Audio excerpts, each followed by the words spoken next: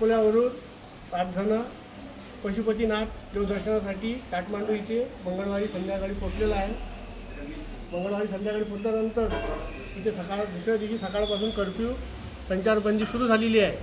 तरी आम्ही hotel centre थांबून इथे 5 लोक थांबलेलं असून आम्ही सुरक्षित आहे.